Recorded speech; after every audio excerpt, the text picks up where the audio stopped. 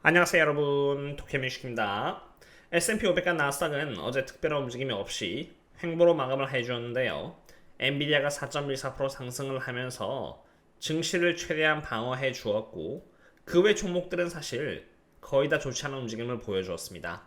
목요일 실적 발표를 앞두고 있는 테슬라 또한 예외는 아니었는데요. 테슬라는 0.84% 하락을 한 상태로 로보택시 이벤트로 인해서 이렇게 크게 조정을 받은 뒤로부터는 계속 횡보를 하고 있는 상태이며, 실적 발표가 되기 전까지는 일단 계속 눈치만 보고 있을 것 같습니다.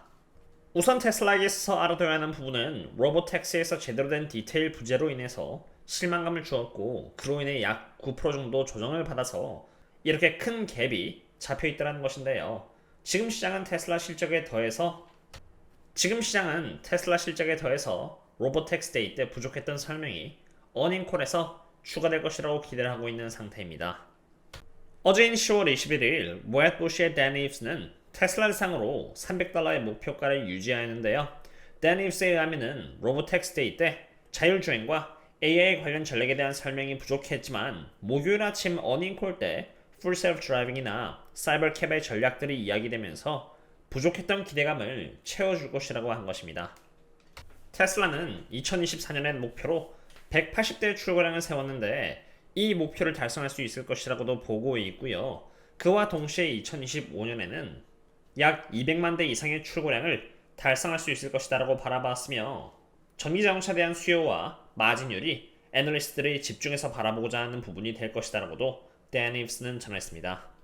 이처럼 이번 24년 3분기 실적은 정말 중요하며 많은 게 달려 있습니다. 실적 발표 때 기본적으로 테슬라가 보여줄 수 있는 최소 변동성은 여기 보시는 것처럼 6% 정도인데요.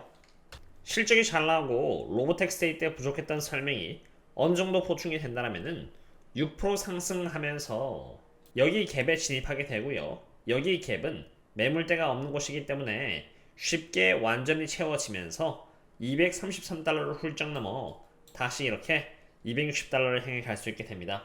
하지만 만약에 이번에도 좋지 않은 실적을 보여준다면 그 다음 지지선인 여기 200달러를 향해서 또 내려갈 수 있게 되는 것입니다. 저는 저희 멤버십 분들께는 하루에 2번씩 테슬라에 대한 분석들을 꾸준히 업데이트 드리고 있고요. 그 과정 속에서 이렇게 애널리스트들의 프라이스 타겟 또한 매번 새롭게 업데이트 드리고 있는데요.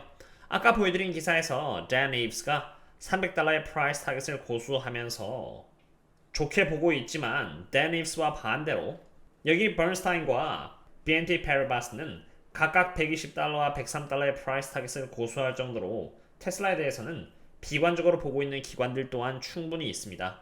이 자료는 10월 21일 날 기준으로 새롭게 업데이트된 자료로 기관들 사이에서도 테슬라에 대한 평가는 정말 많이 갈립니다.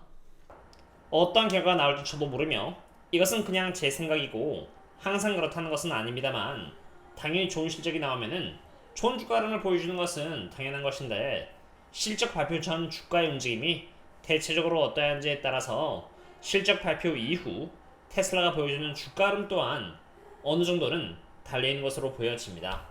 우선은 2022년 4분기부터 2024년 3분기까지 데이터를 제가 갖고 왔는데, 2023년 2분기를 제외하고는 전부 테슬라는 지금까지 실적 발표에 있어서 종합적으로 미스를 해주었고요.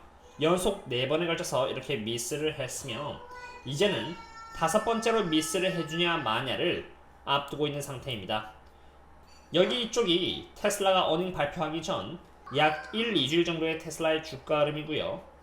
여기 이쪽은 실적이 발표되고 바로 직후에 테슬라의 주가 반응인데요. 보시면 대체적으로 테슬라의 주가 어닝 이후 상승했을 때는 어닝 전 대체적으로 주가가 조정을 받고 있을 때인 2023년 1월 25일과 2024년 4월 23일로 2023년 1월 25일 때의 실적은 보시다시피 매출액 쪽에서 이렇게 미스를 했습니다만, 주가가 그 전에 주구장창 조정을 받아서 그런지 실적 발표 이후 미스를 했음에도 불구하고 어쨌든 갭 상승과 함께 상승을 하였고요. 24년 4월 23일의 경우는 실적에 있어서 매출액과 어닝 둘 다 미스를 하였는데, 그 전 주가 흐름은 꾸준히 이렇게 하락이 지속되고 있었던 상태로 가이던스가 좋아서 그런지는 저도 기억이 나지 않습니다만, 큰 폭으로 이렇게 갭 상승을 해주는 모습을 보였습니다.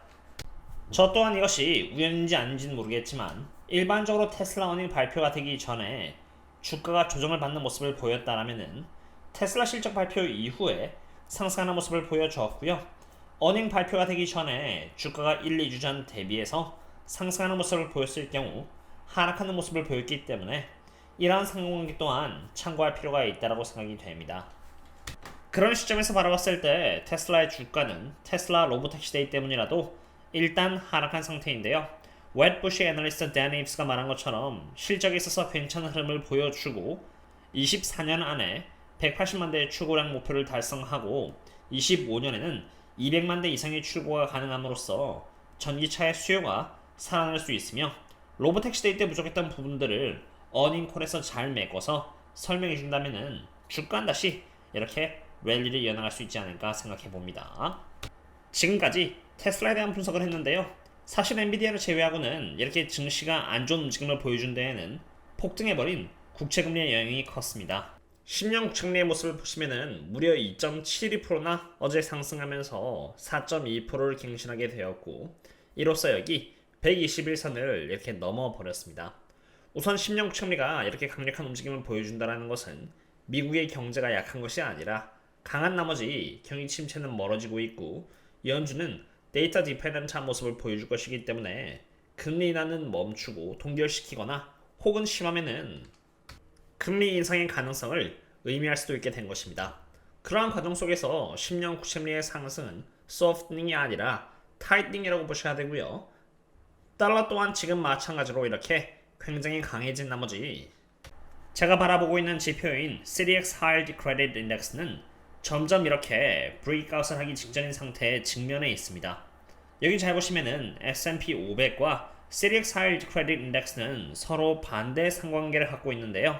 이 파란색 지표가 상승을 하면은 증시는 긴축적이라서 하락하고요.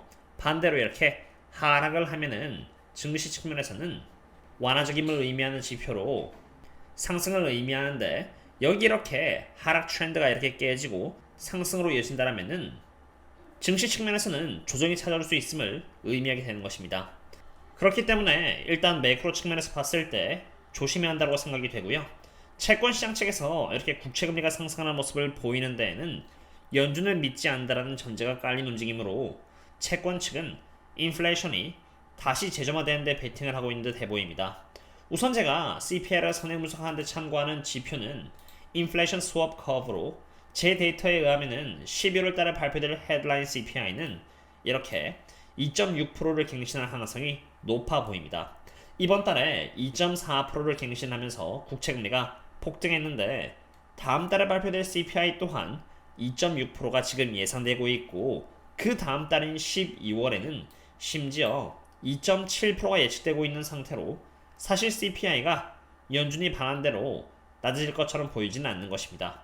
참고로 여기 이후의 지표들은 정확성이 상당히 떨어지고 매번 변화하므로 첫 1, 2개월의 지표 외에는 참고하시지 않는 것이 좋습니다. 오늘은 이렇게 테슬라와 매크로에 대한 분석을 했는데요.